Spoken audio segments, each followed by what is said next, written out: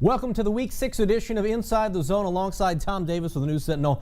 I'm Glenn Marini, and normally we're talking just football on Inside the Zone. But unfortunately, as many Luers fans and fans of high school football in the area know, this week is going to be talking about Matt Lindsay, who on Sunday was fired as the head coach at Bishop Luers after 26 seasons leading that program.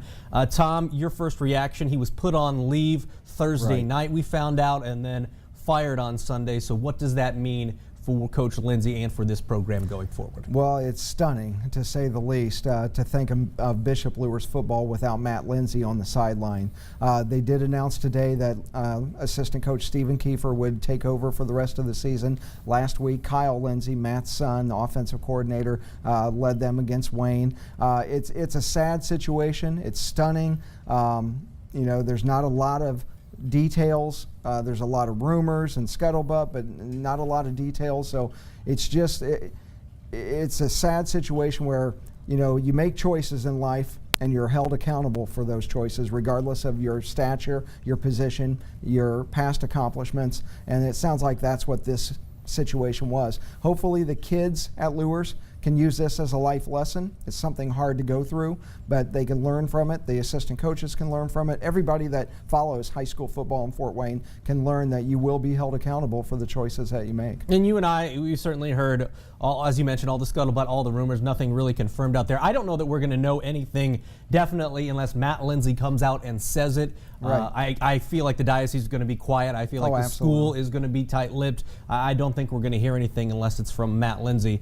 And that said, when you talk about the on-the-field product for Bishop Luers now, I don't want to say they've been underachieving during the season, but I guess we just expected them to be a little bit more dominant. How does this affect them, not only this Friday night, but throughout the rest of the season? I don't want to minimize the absence of Matt Lindsay. He was a great coach, obviously, had a big impact on the program, obviously. But I talked to him this summer at the media day, and he said he really enjoyed coaching. And one of the reasons why, after 26 years as a head coach, was he delegated so much responsibility to the assistant coaches, most notably his son.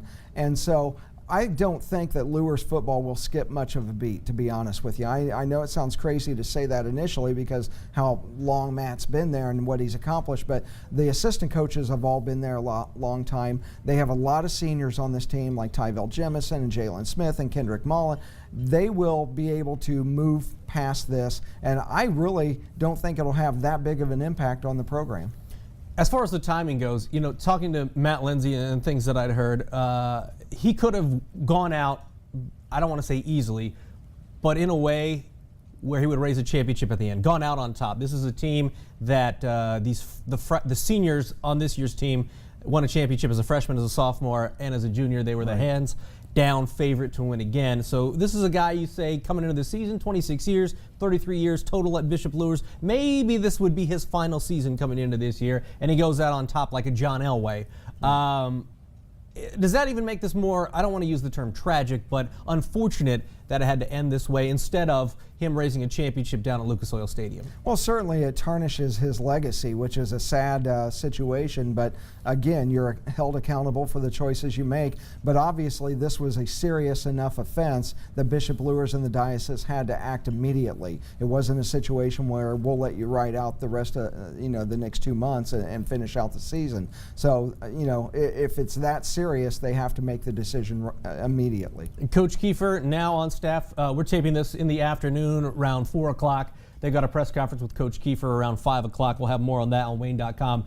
But as far as he goes, this is a guy who's won a state championship at Bishop Luers, has also coached at Belmont, has been on Coach Lindsay's staff as an assistant. So how do you think this team picks things up and moves on from here? The job that Coach Kiefer will do as the head coach for this team, and also how they're going to fare on Friday night against Concordia. Well, having an experienced assistant coach and a former head coach certainly makes this transition much smoother. But like I said, I think the seniors will have as big an impact on the future of this program for the next 2 months as any coaches will. So I think it'll be the seniors' responsibility to rally this team together, use this as kind of a rallying cry, some adversity to go through and overcome. And I think they'll be perfectly fine.